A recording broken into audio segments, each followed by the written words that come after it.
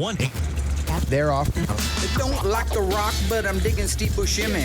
A Ford's ain't my bag, I'd rather drive a Hemi. Rolling through the gears, don't give me none your lip. My favorite kind of shifter is a pistol grip.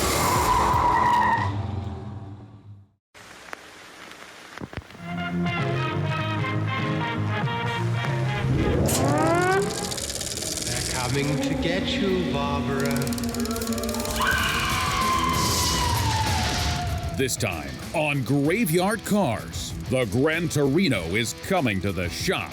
That is Brett Torino, the owner of the most valuable Mopar to ever grace Graveyard Carz, the 1970 Hemi Coronet RT 4-speed convertible. This car, an ultra rare, one of two ever built, is now literally one of a kind.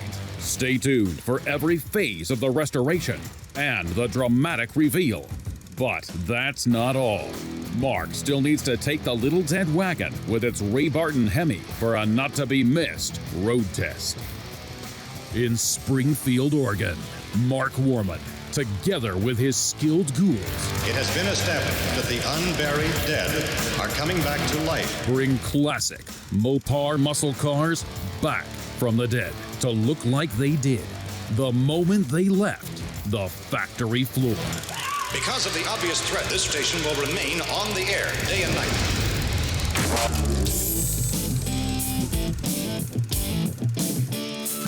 What are on your sauce? Are those milk jugs? No, it's a little salt shaker, Okay, Brett's- lime, and tequila. It doesn't matter. Brett's gonna be here in a second. My dad had to leave to run a few errands today. Conveniently, right when Brett was supposed to show up to pick up the car. So I went and chatted with Will and asked him what he thought we should do since my dad left, and he thought that we should go ahead and do the reveal without my dad. And I thought that that was actually a really good idea. My dad's always talking about, you know, us taking the initiative, filling shoes, whatever. So what could go wrong? Just About time text to me, get rid of that so car. you should be here. You all excited, Doug? I'm very excited. Put a lot of work in on that, didn't you? Yes, we did. Well, I did most of it. I did all the prep work on You that haven't car. been That here. is- You're still hungover from Little Creek. Really, Will? Really? Do I look drunk right now? I'm not drunk. What did you do on the car? I did all the prep work. You did nothing. Oh, that's right. You did. I did, remember? That's when I was out there. Look who's there. Come on. Okay, let's go. My dad's not back. It's fine. It's always great to see Brett. I'm glad he's here. He's a huge part of what we do here. He's just an all-around one of my favorite clients that we have, and he's just a great guy to build a car for. It's cold out God. there. We thought we were going to have to freeze to death out there.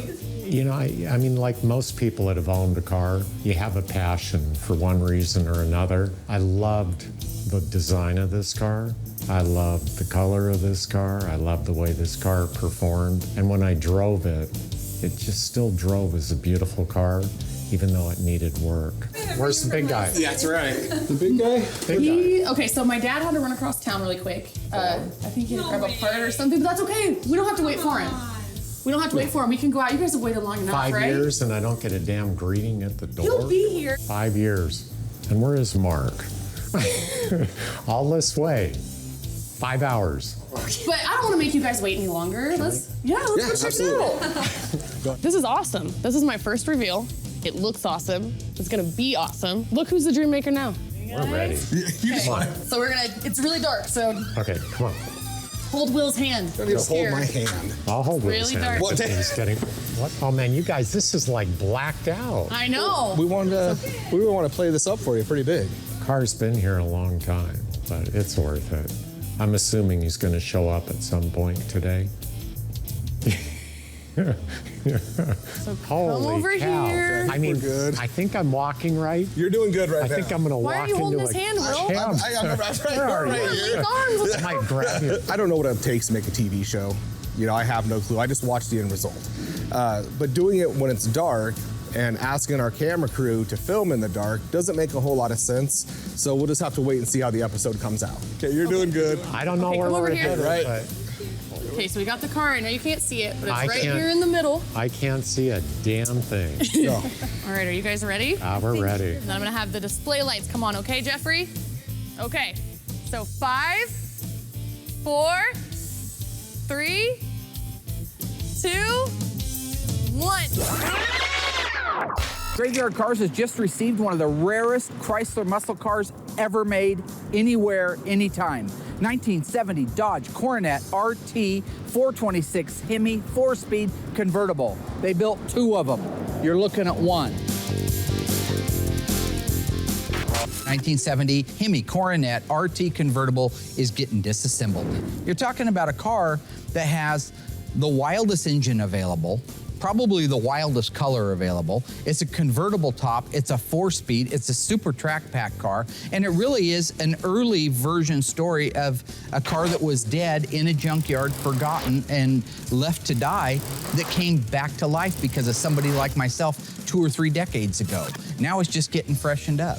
This car is, without a doubt, probably the most collectible car on the planet, next to the 71 Hemi Cuda convertible. So the car was abandoned and found in a Canadian junkyard back in the 70s. Oh, really? Motor and transmission were gone to it. Back then, there was a few guys that knew Mopars, right? Not everybody like today because of the internet, but back then. He looks at the VIN number on the fender tag, says, oh, 70 Hemi car. Yeah, looks at the registry, there's none registered, goes and figures out that it's one of 2 made, and he starts building the car back together. The 70 Coronet convertible is one of only 2 RTs with a Hemi. That means we gotta be on our A game. We're reusing a lot of these parts, so everything has to be inventoried and taken good care of. In 1973, this car came with an electronic ignition and an optional sliding metal sunroof on 2-door models. The Sport model had an optional utility package that, when the rear seats folded down, provided 6.5 feet of carpeted cargo area. This car featured simulated wood grain door trim panels, 2-speed wipers, front armrests, and a heater defroster, which was pretty cool. And due to complaints, they renamed the Dodge Demon to the Dart Sport, making it our Corpse of the Week.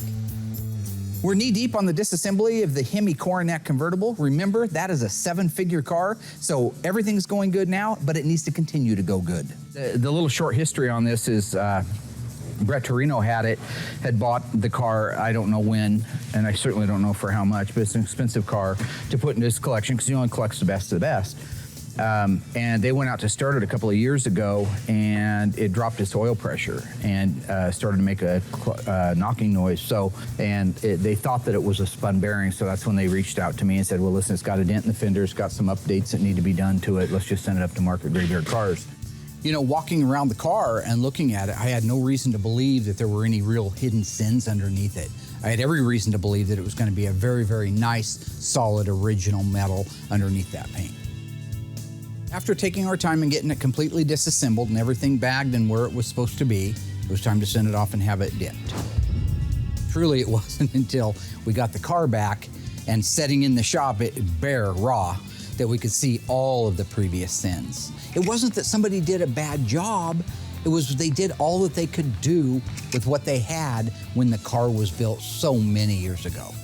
The quarter panels that were on the car were replacement quarter panels that were put on over the top of the originals. Now, I don't mean all the way down that they just stuck it on, but instead of seaming it at all of the openings, like the roof opening and the door openings, they just stuck it over the top and filled it with mud. So when we took the quarters back off so we could install them correctly, that's when we had to fix all the little problems on it. There was a section of rocker that was destroyed, and they don't make that rocker. 70 Coronet, nobody makes that, not rocker, but the quarter panel itself. Nobody makes that. So Brett came out to take delivery of his 1967 GTX. This is the convertible blue, white top, blue interior 4-speed car. Very, very rare car. One of his favorites of all time. So while Brett was here, he wanted to check out the Coronet, the convertible. So we went out back. We have it underneath our shelter area. It was covered up with a car cover. He spent some time looking at it. I had to show him some of the things that we were dealing with, some of the things that I anticipated. But, you know, rather than being upset that we're frankly a couple years behind, I know everybody that has a car here knows we're at least a couple years behind. Yeah, he was really receptive to all the things I talked about on the car, and I think appeased with where we're at on the car at this time. In the booth, we have Brett Torino's 1970 convertible Hemi Coronet, one of 2. Owner's been patient, but it's time to get it done, and that's what we're doing. So this color wasn't very popular, so when I tried to get the color, I called PPG. They didn't remake it because it wasn't a popular color. So what I had to do is just find a color that was close, which I did, and they just tinted to match, and that's where we're at now. Every time we get one of these cars done, you know, it's a great feeling. They're rare cars, they're high-dollar cars, and it's very rewarding when these cars are out there and people say, hey, Will Scott from Graveyard Cars did this car, and they look amazing. Careful. Good. Okay, so I just finished the cut and buff on Torino 70 Cornet. That looks good, William. Thank you. Very good. Thank you. You're welcome. So now that the body's all wrapped up, I'll head to the booth. I got all the hood, deck lid, all the parts and pieces to get done. And like I said, the car came out sharp, and I can't wait to see it all done.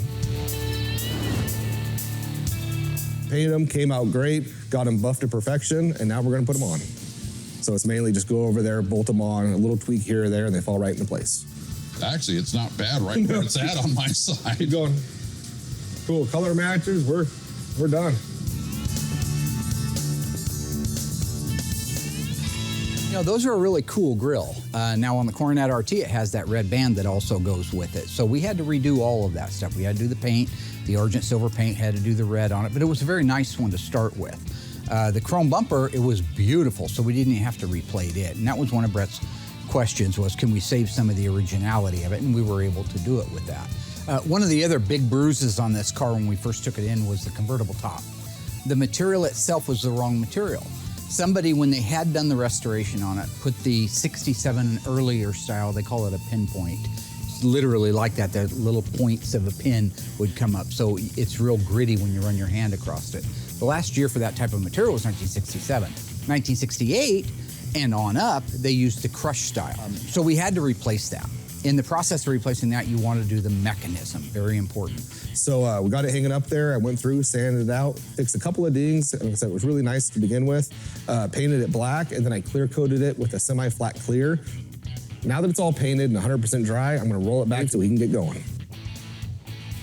So we hit our benchmarks with the convertible top and having the bumper assembly and stuff like that put on the car. So it's at a point now where we can put our front suspension, rear suspension, start putting that car together from a drivetrain standpoint. All right, let's move that bad boy in. Very nice, okay. In the past, we've had a lot of help on these cars. Sometimes it's good. Some former employees, it's real annoying. Right now, I've got a great team and I enjoy working with them. So this is one stress level that I'm not having to deal with like I did in the past. Looking good, going smooth so far, almost out of the woods here.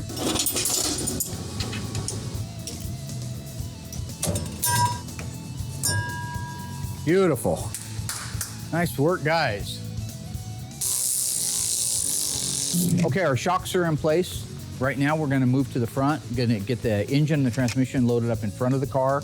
Let's roll in. So steer it best you can underneath. Once we get it under there, we'll go ahead and reset. Okay, let me get an eyeball in the center here. So, when it comes to the RB engines and the 426 Hemi, the Elephant, it's a tight squeeze in these cars. So you have to be careful. You have to orchestrate every move. Make sure that somebody's watching both inner fenders so that the valve covers or the exhaust manifolds don't hit the aprons or hit the power steering or have the power steering pump actually hit the apron. Something's gonna hit somewhere. So you have to have a lot of eyes on it and be very careful. So it's never been easy in the past. It's no easier now. Pretty close? We did it. Great. If you watched down through that tunnel that I was looking through the grill, it was within a couple of millimeters maybe of hitting on each side, but good job. All right, so let's align that thing and put the bolts in it. Okay.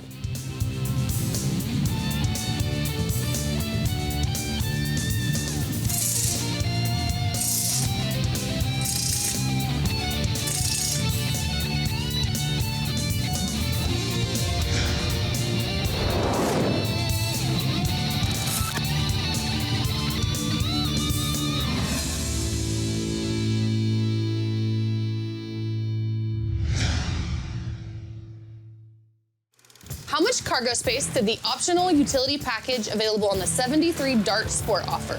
Was it 5 feet, 6 feet, or none of the above? We'll have your answer after the break.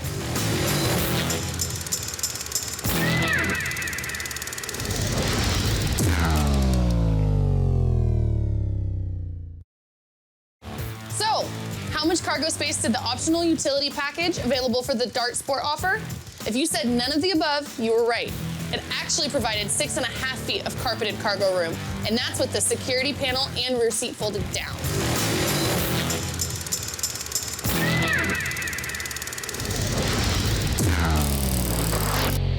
I'm excited to announce that we're getting really close on our Coronet. So this is our 70 Coronet RT, 426 Hemi, 4-speed convertible. Now remember, this is the only one left on the planet like it.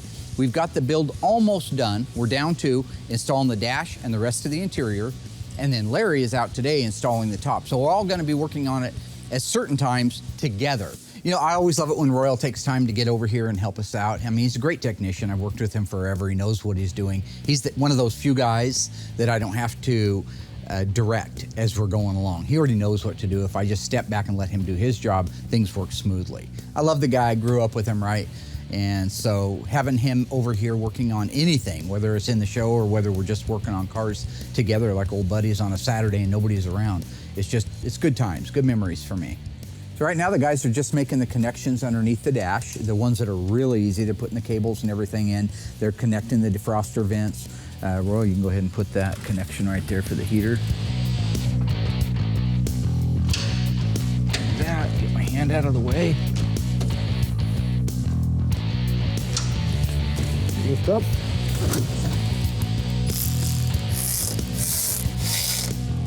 Nice work, gentlemen. That's how it's supposed to go. Good work, Rooster. Well, you just a crazy man. You will all right. Yeah. There are certain things that you just really enjoy the hell out of. And something like that that's in place that's that beautiful, you enjoy it. You just have to. If you don't, something's wrong with you. It's like Dougie. I think something's wrong with Dougie.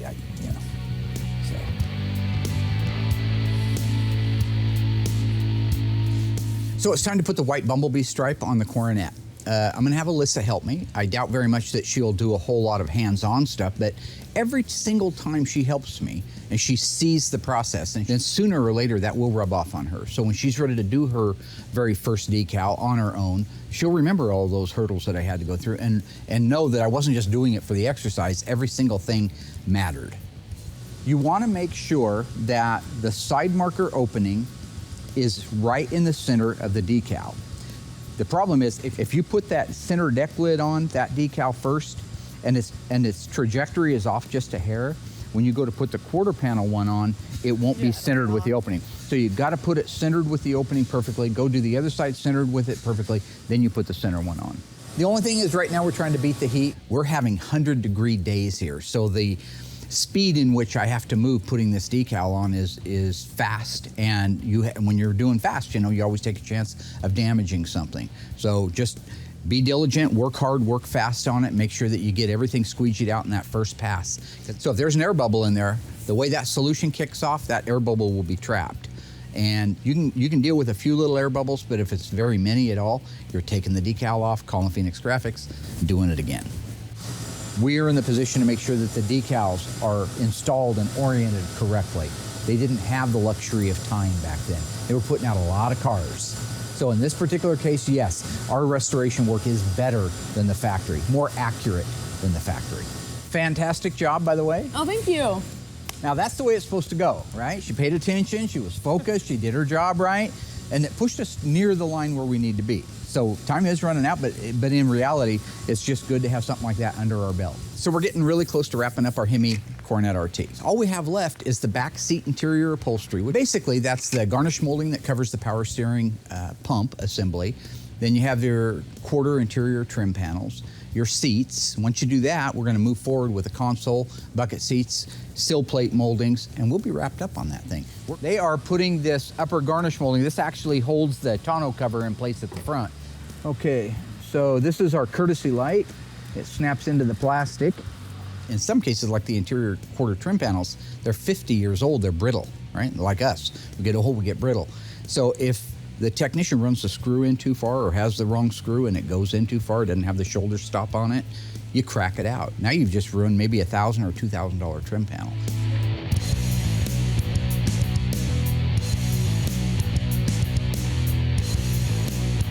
All right, that's beautiful. All right, looking good. Just like that. So now they're putting the center console in. Awesome. And just like that. All right, now we're ready to go on to the seats.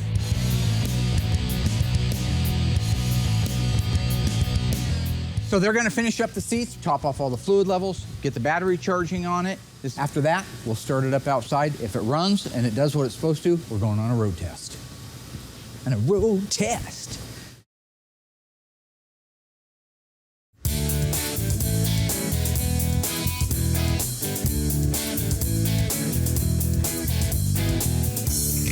It's October 1969. You've been saving your money for a brand new car. You're at Eugene Dodge. On the showroom is this beautiful, all-new 1970 Dodge Challenger. It has a 446 pack, a 4-speed transmission, a 410 Super Track pack. It's painted beautiful B7 blue, B5 interior with a white bumblebee. On the other side of the showroom is a gorgeous 1970 Dodge Coronet RT convertible. It features a 426 Hemi that puts out 425 horsepower. It's a 4-speed transmission, 410 Super Track pack.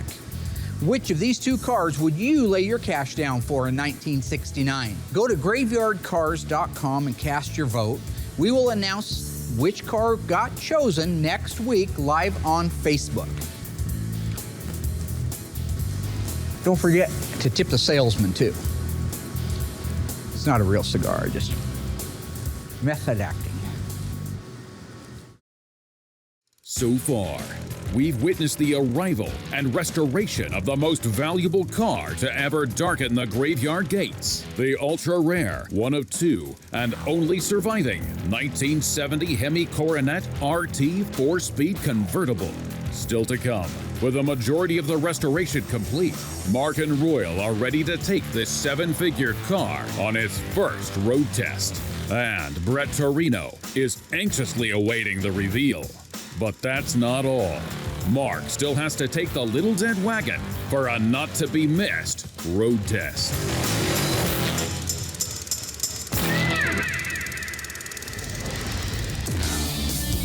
So everything's going great. Other than the wheel alignment and some last-minute check-off stuff, a few assembly line markings, really the car's done. Royal's still here, thank goodness. I want to go for a ride with him. I want to see that wind ripping through his hair. You know, on a convertible, well, obviously that can't happen. What I mean to say is I want to see him, the joy of the sun beating down on that bald bean of his.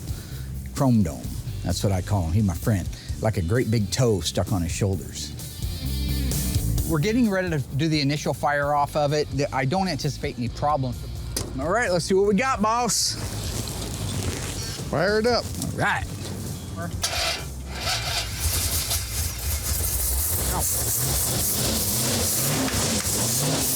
Woohoo! Yeah. Boy, that sounds good. I'm gonna let it warm up. Drop the top. Drop the top down. Yeah. God, it's even idling nice. How about that? Let's see if the power windows work. Look at that, Rollo. Hey. Let's try the door.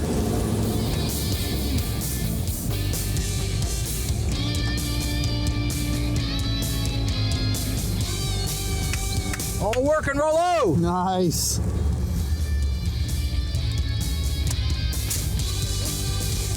Are we ready?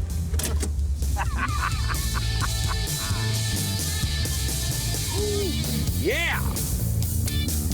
There it is. Oh, that feels good. Feel solid, brakes. Feels good, yeah. Brakes are good. Doug's been doing a great job. Doug's got those things dialed in. Look at that. That thing shifts like butter. Listen to that. No whining, no howling, no growling, no nothing. Everything just is solid. Just feels solid, doesn't it?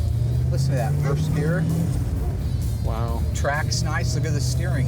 Pretty good for a first-time guest. So on the Coronet, it really is a joy to drive. It hasn't even been aligned, but when you talk about the engine, runs beautiful. Scott Smith did a beautiful job rebuilding those carburetors. Those are difficult carburetors to make right. That engine runs beautiful. Everything looks like it should, runs like it should. Pass-on performance, they did the transmission for us, shifts like butter. Absolutely. And a lot of them don't, especially getting to the Hemi 4-speeds. They're a bit of a clunker. This thing really shifted nice. Everything on the car, run, drove, tracked, shifted, sounds beautiful. It's a over-the-counter replacement block. There's no VIN on it. It's a 1972 over-the-counter replacement Hemi, which is good compared, you know, I mean, perfect would have been the original engine in it, but doesn't work that way, right? But it had that one in it, and we sent it out and had it built, put it back together again, and boy, it sure feels good. That sounds good. Oh, I love God, that's that dual fours, man. Oh. Nothing like it.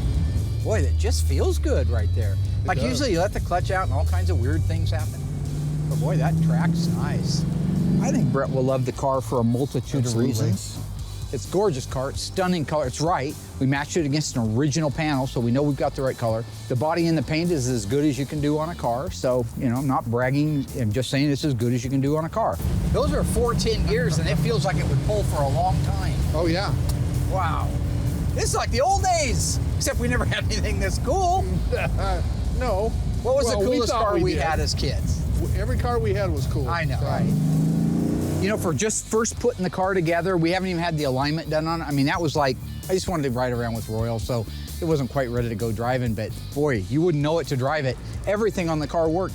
Turn signal indicator, speedometer, tachometer, all the gauges. It tracked down the road straight. Steering wheel needs to be centered when it gets aligned, but I was pretty impressed with how nice that drove. Yeah, it's solid. Everything, there's no rattles. For a first time put together in an initial road test, Usually there's some rattles you got to go back and fix, but not this one.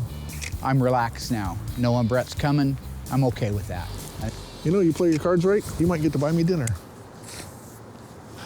I had been buying you dinner since 1976. That's not true, Marcus. No, it is Gregory true, Royal Warman. Galen Yoakum. No, it's not. It's most certainly true. When I first met you, we were on the paper route. You said you needed more space, so you quit your paper route. I took it over. We were walking by 7-Eleven. You said, hey, More buddy, space? why don't you buy me a Buy hot me a dog? hot dog. No, it was a big one. I got write-offs there. Nothing ever You ends, didn't does it? change nothing. I got More things change, the more they stay the same. Hey ghouls, true or false? The 1973 Dart sedan came with an optional sliding metal sunroof. We'll have your answer after the break.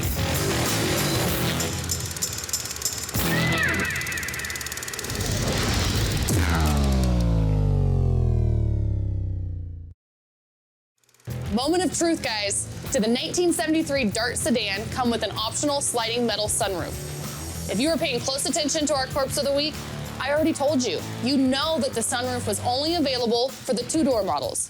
The sedan is a 4-door model. I'll let this one slide, but next time, you guys better be paying attention.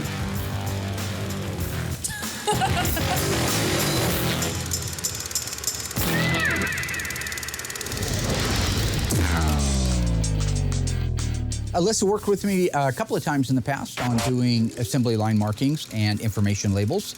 We got our packet a couple of weeks ago from ECS. They're the ones that are making the door VIN label, as well as all the other information labels and replica part number labels. So that'll be a good experience for Alyssa to have. She's worked with me on the markings before, but she hasn't necessarily done it on a 1970 V-body with a 426 Hemi. So we're gonna work together on that.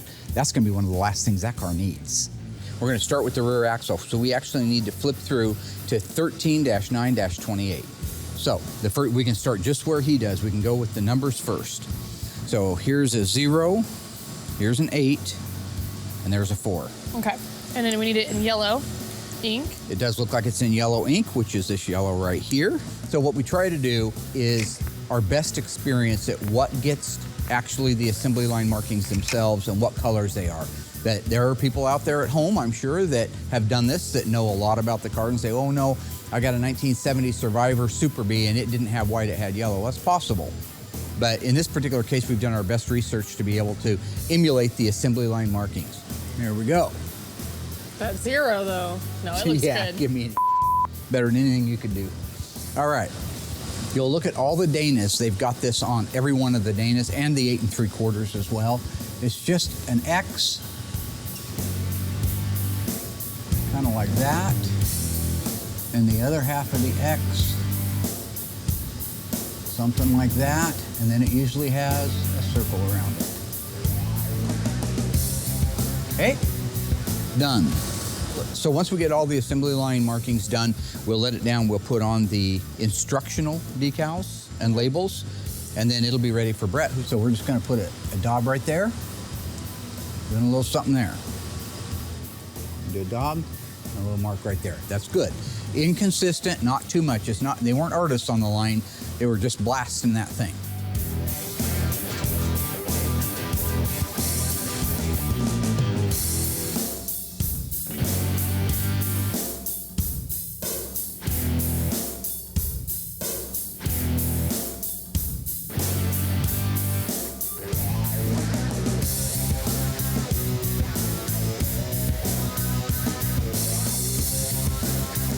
Okay, so we have all of the assembly line markings done. I'd like to say very good job. Thank you. We didn't even fight very much. Not too much insulting going on there. That's a good thing.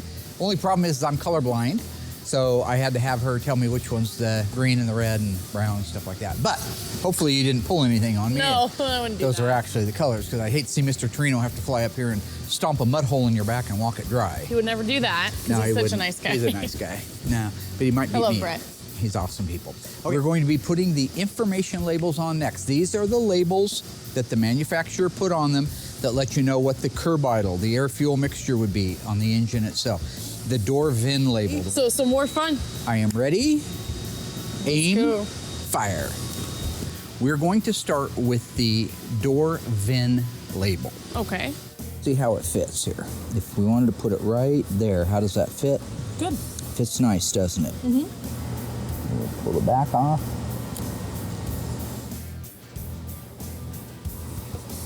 And that is how you do that. Voila. I want to be able to drop the convertible top down Okay. and be able to put the rest of the labels on. But first we have to put the warning label that goes on the header. So go ahead and get in the passenger side. Okay, get that out of the way. There. So that label goes right here. Go ahead and set it up there. Not your hand, the label. I'll have the label. Well, get the label. We need the label. I know, but he didn't tell him.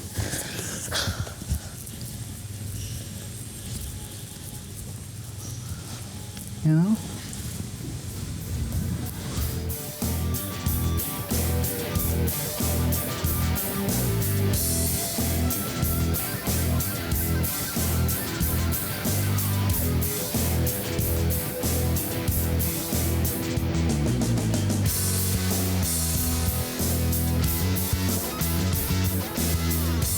So I think that everything went great.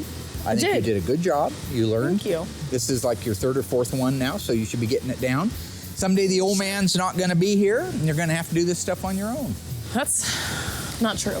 Not everybody lives forever, my friend. Once I shuffle this is sad. This is taking a turn. All right, so let's go back to to happy.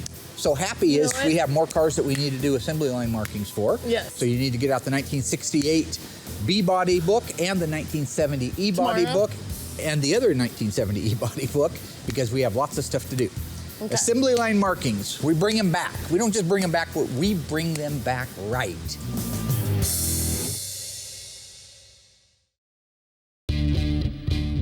So this is D-Day.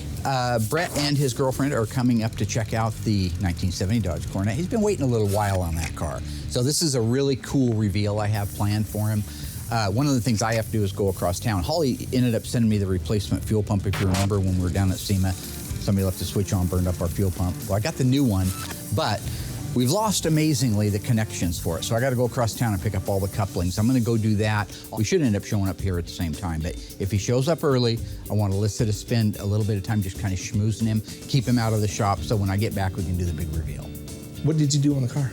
I did all the prep work. You did nothing. Oh, that's right. You did. I did. Remember, that's when I was out there. Look who's there. Come on. Okay, let's go. My dad's not back, so it's fine. You know, Mark's out of the shop right now, so Alyssa wanted to go ahead and just take over the reveal and do it herself. Whatever, not that big of a deal. I kind of get where it's funny. Where's the big guy? That's right. The big guy? Big guy. Okay, so my dad had to run across town really quick. I think he had to grab a part or something, but that's okay. We don't have to wait for him. We don't have to wait for him. We can go out. You guys have waited long enough, 5 right? years and I don't get a damn greeting at the door. He'll be here. 5 years. And where is Mark? All this way. 5 hours. But I don't want to make you guys wait any longer. Let's go check it out. This is awesome. This is my first reveal. It looks awesome. It's gonna be awesome. Look who's the dream maker now. We're ready. Come on. So we're gonna, it's really dark, so Okay, come on. hold Will's hand. Don't even hold Here. my hand. I'll hold Will's Really hand. dark. He's getting, what? Oh man, you guys, this is like blacked out. I know. We want to play this up for you pretty big. Car's been here a long time, but it's worth it. I'm assuming he's going to show up at some point today. So Holy come over cow. here. I think we're good. I think I'm walking right. You're doing good right I now. think I'm going to Why are walk you holding into his hand, Will? I'm right here. I grab you. I don't know what it takes to make a TV show. You know, I have no clue. I just watch the end result. But doing it when it's dark and asking our camera crew to film in the dark doesn't make a whole lot of sense. So we'll just have to wait and see how the episode comes out. Okay, you're doing good. I don't know where come over we're here. headed, Right. but Okay, so we got the car. I know you can't see it, but it's I right can't- here in the middle. I can't see a damn thing. No. All right, are you guys ready? We're ready. Then I'm gonna have the display lights come on, okay, Jeffrey? Okay, so 5, 4, 3, 2, 1. What the? I knew what was going on. I sensed it. That's what you do at this level in life. You sense things. If she thinks for a second that she's gonna beat me out of that reveal, take my glory, steal the thunder, it ain't gonna happen.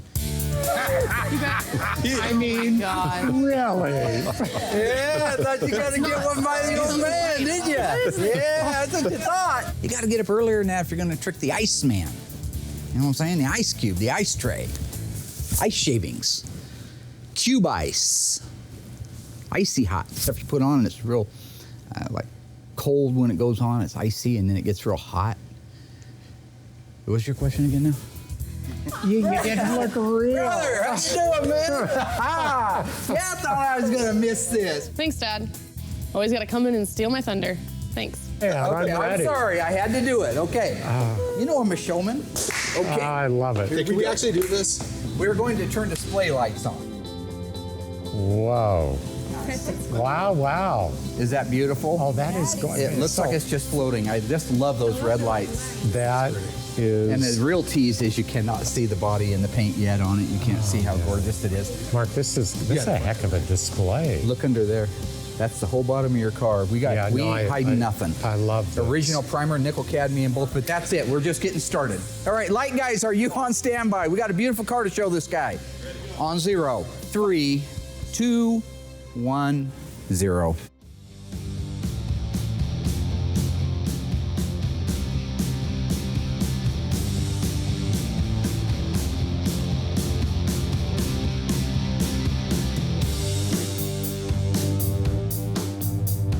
Yes. Look at that. Wow.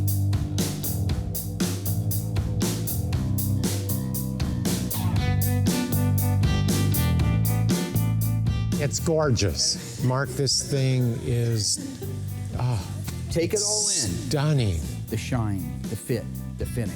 I mean, I'm sitting here and I'm really stunned. You know, I can't race through it. I'm just It's okay. Take your looking time. at Take it in. I haven't even seen around You've seen the car nothing. yet. I know. I just want. I had to show you that. I had to show you. You know, it's sometimes difficult to translate from when you're here to television. Yeah. Just how beautiful these things look. I mean, but this car is gorgeous, Mark. And the thing that I love about it, and you and I have done a few cars together now, is you get it correct. I'm blown away. I love it. It's hard to appreciate the beauty of this. Maybe I have a certain fondness to it, but to see it again after all this time it's an emotional thing. I'm very happy. Yeah, I love it. I love it. No, I can't wait to see under the hood. Yeah, there, but I think this car, when you look at the features of it, they're truly bold. I mean, it's not something that the lines flow and you have this perfect symmetry. And this is a very unusual looking car. It was bold for somebody to design that. And the fact that somebody was willing to bless this car when it was designed at some point and go with it, you know, that's what I appreciate about it. I look at it and it's unique, especially for American muscle.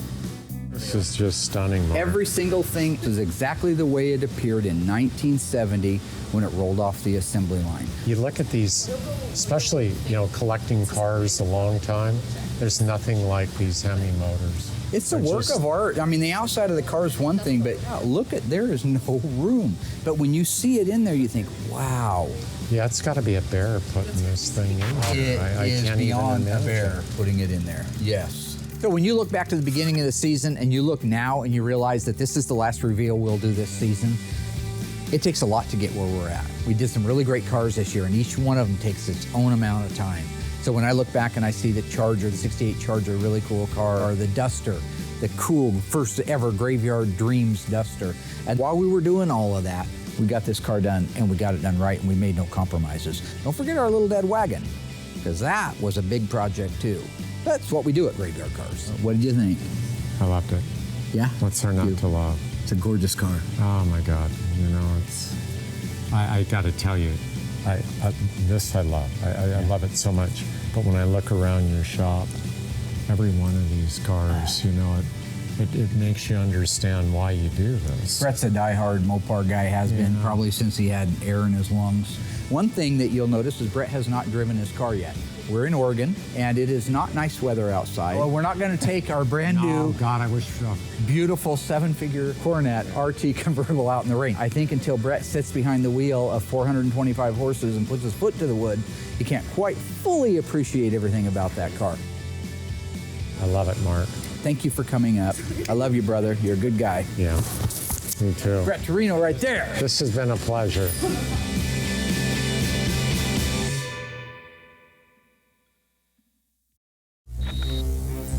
With the 1970 Dodge Coronet RT done, we can now move over and put the fuel pump on our A100, the little dead wagon.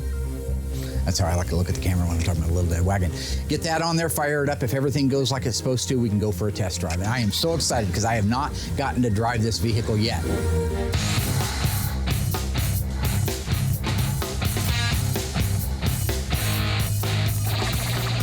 So driving this thing is amazing, right? First off, you're driving a bomb. I feel like Wile E. Coyote driving around on a skateboard with a rocket strapped to it. I mean, it's just not gonna work out good one day. But just playing with it a little bit, hitting the throttle. Remember, it's got 923 horsepower, and it's going right to the ground. I mean, there's no slop. Monster transmission, 727 torque flight that just shifts like that, like lightning, right? Ray Barton, 923 horsepower. Holley, dual Holley carburetors with a 871 blower shop supercharger on it. Diamond brand pistons, Milodon oiling system. I mean, you name it, this thing is built. This thing is ready to rock and roll. Out on the road, you know it's ready to rock and roll because every time you hit the gas, the front end comes up in the air and I get scared because I'm not used to doing wheelies down a track. If I had a motorcycle, it's different. This is a big rig. This is my town, right? I grew up here. All of the memories that I have in life are of this town and these roads. And I was thinking that, you know, I built this model when I was a little kid over on 14th Street. When I'm driving it, I just kind of flash back to that. So, you know, here I am, 56 years old, driving the same streets that I walked and drove as a kid, driving a real live version, my own version, of a model that I actually built. So, but at 56, I've made at least one trip back around. So I'd be anxious to see where I'm at when I'm 66. There's some other stuff I want to build. There's some really neat cars that I remember as a child building the models. The Boot Hill Express is one of them. Christine's another one. So with that sentimental crescendo, I'll just say, season 11 is starting next. Absolutely best one. I've said it every year, and you know what? I've been right every year. So stay tuned. We've got a lot of cars, a lot of really great stuff. Same familiar faces. Thank you for your support. We look forward to seeing you.